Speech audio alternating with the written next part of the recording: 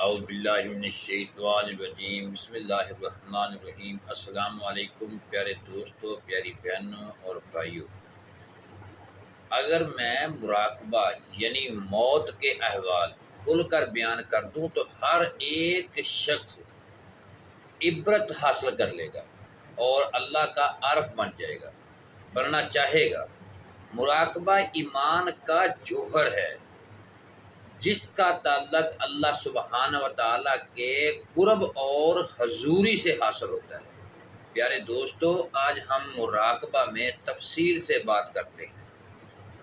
آگے بڑھنے سے پہلے میں آپ کا شکریہ ادا کرنا چاہتا ہوں ان سب لوگوں کا جنہوں نے اس مشن میں اپنی دعاؤں، اپنی محبت اور اپنی مدد سے مضبوط کیا ہے۔ خاص طور پر ان لوگوں کا جو نیچے کمنٹ سیکشن میں ہمیں سپورٹ کرتے ہیں۔ صرف ہماری حمایت نہیں کرتے بلکہ وہ ہمارے ہم سفر ہیں۔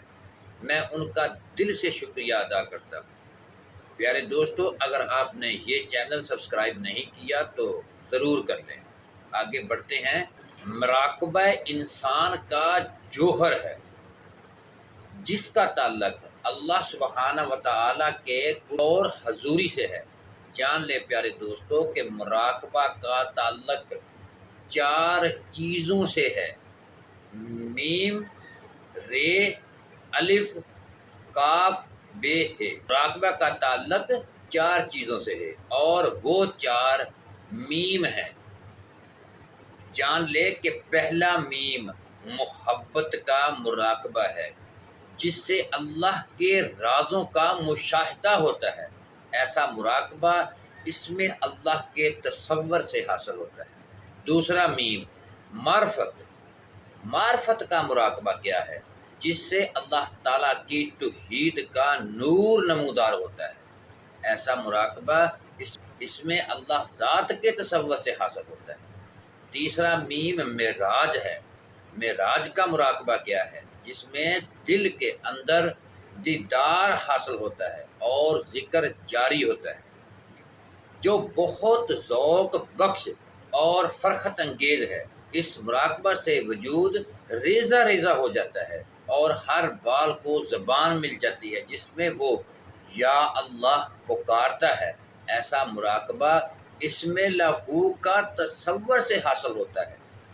چوتھا میم مجموع الوجود کا مراقبہ ہے جس سے جسم کے 7 اندام سر سے پاؤں تک نایاب نور کے مشاہدہ میں ڈھل جاتے ہیں اور مراقبہ کرنے والا نفس اور شیطان پر غالب اور قادر ہو جاتا ہے۔ مراقبہ کرنے والا جب تک انبیاء اور اولیاء کی مجلس میں داخل ہو کر اس سے ملاقات نہیں کر لیتا، اس وقت تک مراقبہ سے باہر ہو ہی نہیں سکتا۔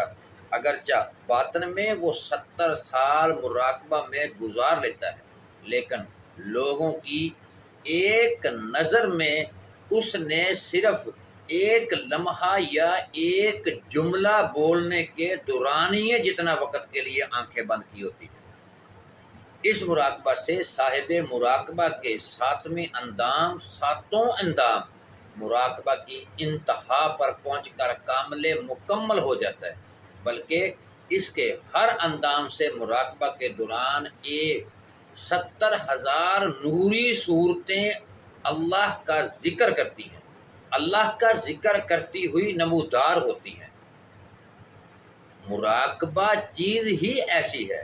مراقبہ کے دوران 70,000 نوری صورتیں اللہ کا ذکر کرتی ہوئی نمودار ہوتی ہیں۔ جب صاحب مراقبہ سے باہر آ کر باخبر ہوتا ہے تو یہ تمام نوری صورتیں جسم میں واپس لوٹ جاتی ہیں۔ بعد صاحب مراقبہ اس حالت کو جانتے ہیں کہ بعد نہیں جانتے۔ یہ مراقبہ اس میں ہو کے تصور سے حاصل ہوتا ہے اور اس میں ہو سے 4 انتہائی ذکر کھلتے ہیں جو حضوری حق کے نور میں غرق کر دیتے ہیں۔ اول ذکر حامل ہے جو مرشد کامل سے حاصل ہوتا ہے۔ دوم ذکر سلطانی ہے جس کی بدولت ذاکر خواہشات نفس سے نجات پا کر لاہوت لا مکان میں پہنچ جاتا ہے۔ صوم ذکر قربانی ہے جس کے ذریعے تمام شیطانی خطرات سے چھٹکارا ملتا ہے۔ چہارم ذکر خفی ہے جس سے مجلس محمدی صلی اللہ علیہ وآلہ وسلم کی دائمی حضوری حاصل ہوتی ہے۔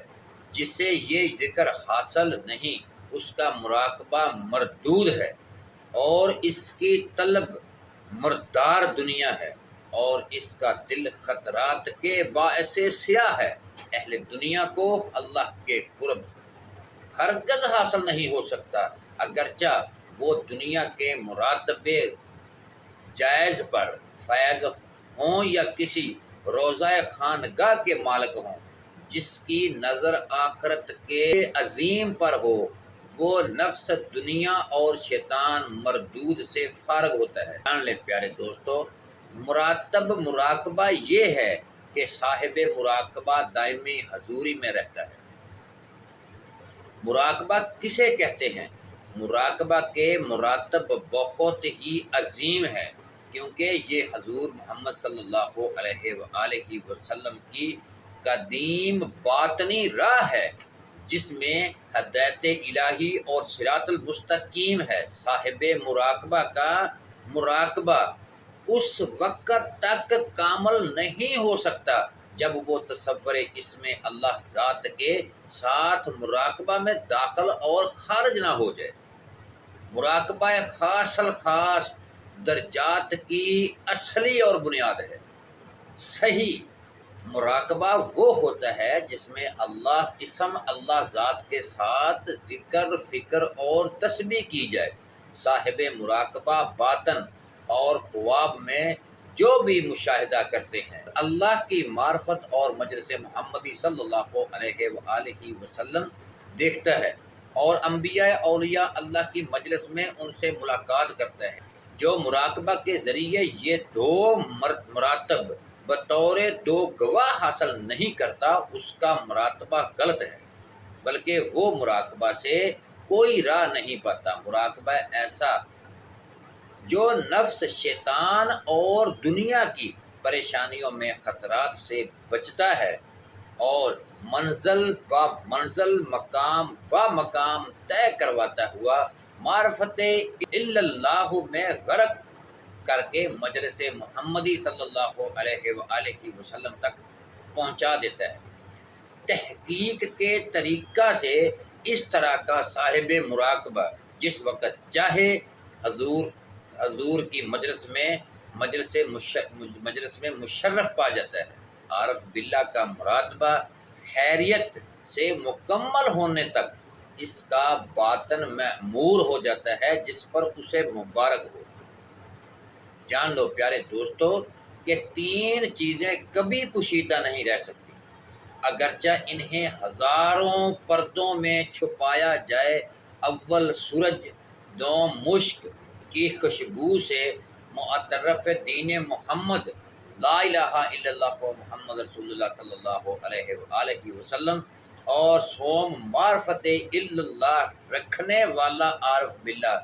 جان لے کہ اگر کوئی شخص مراقبہ یا خواب کے دوران جنت میں جا کر وہاں کا کھانا کھا لیتا ہے اور وہاں کی ندی سے پانی پی لیتا ہے، حور و قصور کا نظارہ دیکھ لیتا ہے تو اس مراقبہ یا خواب سے باہر آ کر اسے ساری عمر کھانے پینے کی حاجت ہی نہیں رہتی۔